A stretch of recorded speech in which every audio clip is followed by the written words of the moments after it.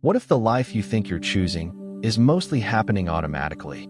Every day you wake up believing you are the author of your actions. You believe your thoughts are yours. Your decisions are yours. Your reactions are yours. It feels obvious. It feels natural.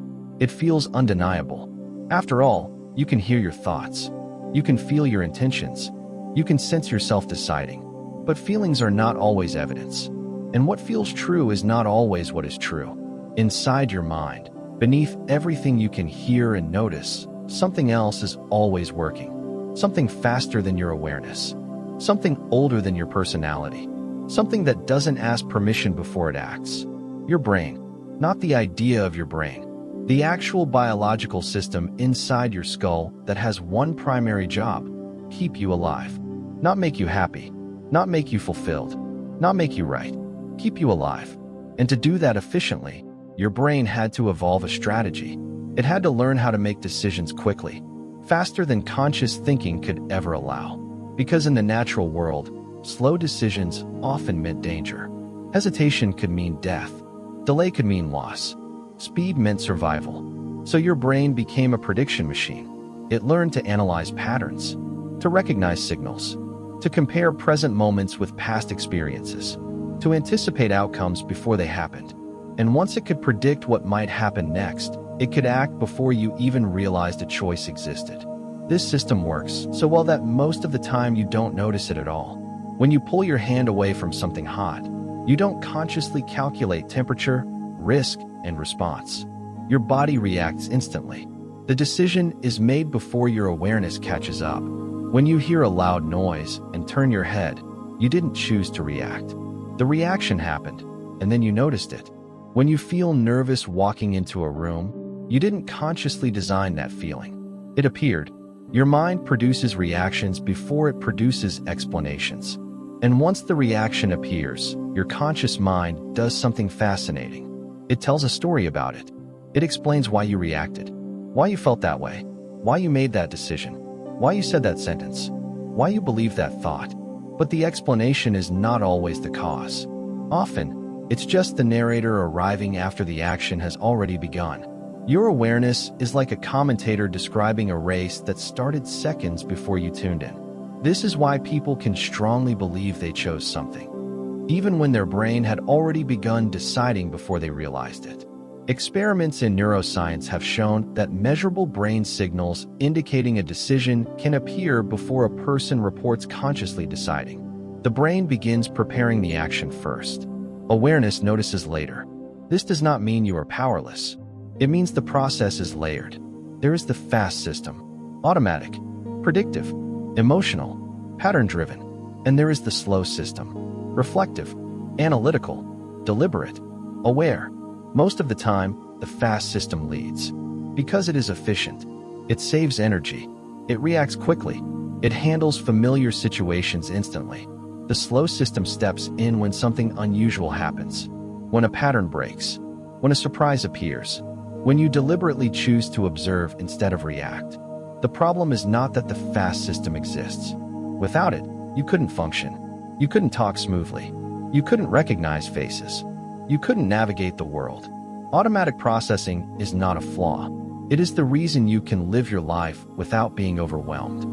But the same system that helps you survive can quietly shape your life without you realizing it. Because once your brain learns a pattern, it keeps it. It stores emotional associations. It remembers what felt safe. It remembers what felt threatening. It remembers what worked. It remembers what didn't. And it uses those memories to guide future reactions. Not carefully, instantly. If something resembles a past experience, your brain reacts as if it is that experience, even if it isn't. That is why certain smells trigger memories, why certain songs change your mood, why certain places feel comforting, why certain faces make you uneasy. Your brain is not asking, is this exactly the same? It is asking, is this similar enough? Similarity is enough for prediction, and prediction is enough for reaction. This is why two people can experience the same situation and interpret it completely differently. One sees opportunity, another sees danger. One sees excitement, another sees risk. One feels curious, another feels anxious. The event is the same. the perception is different. Because perception is not a direct recording of reality. Perception is reality filtered through expectation. Your brain does not wait for reality to fully appear before interpreting it. It predicts what is there and then shows you that prediction. In other words, you do not simply see the world. You see your brain's best guess of the world. And most of the time, that guess is good enough. Good enough to move. Good enough to respond. Good enough to function.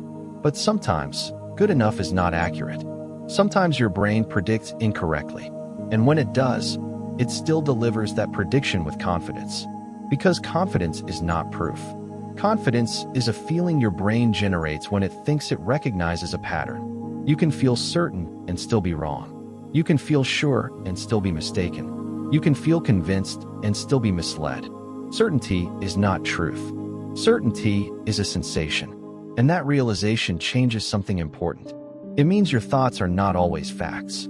They are often interpretations, hypotheses, predictions. Your mind is constantly guessing. Guessing what people mean. Guessing what will happen. Guessing what something implies. Guessing what you should do next. And most of those guesses happen automatically. This is why habits exist.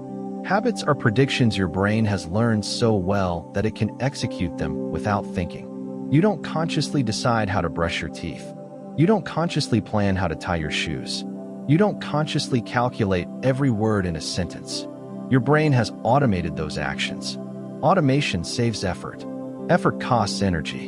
And energy is something your brain tries to conserve. So whenever possible, it chooses the familiar path.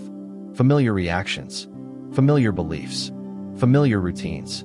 Familiar interpretations. Familiar feels safe.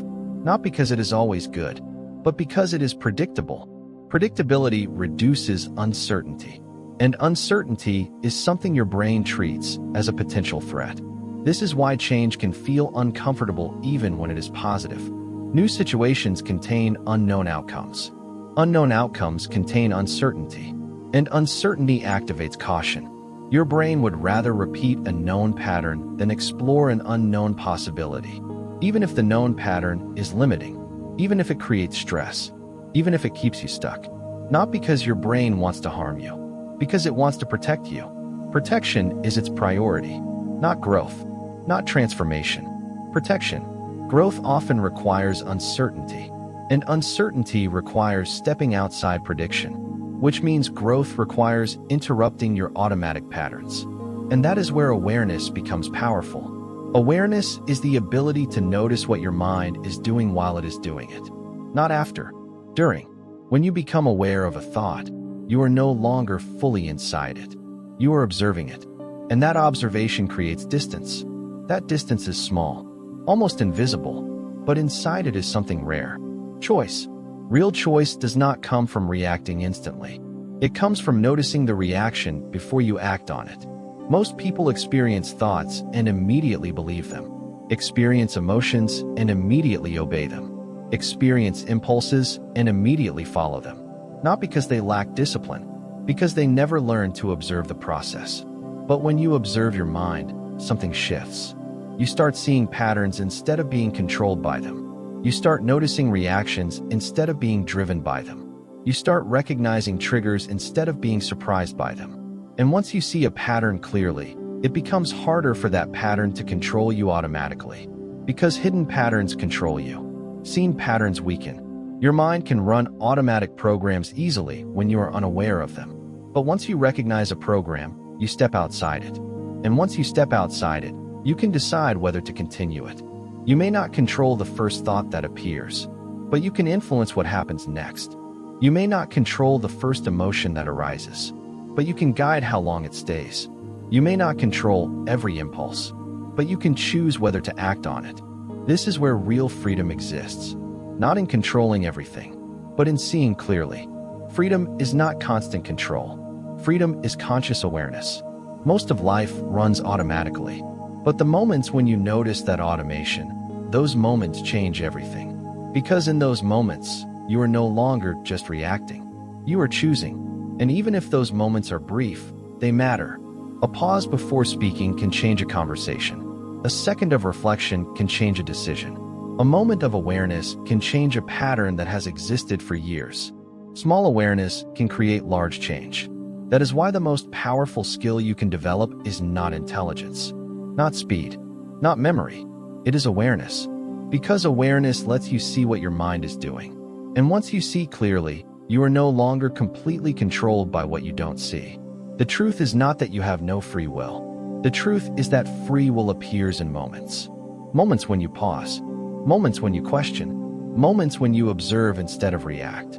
Most of the time, your brain runs on prediction. But when you become aware of that prediction, you step into something different. You step into conscious choice.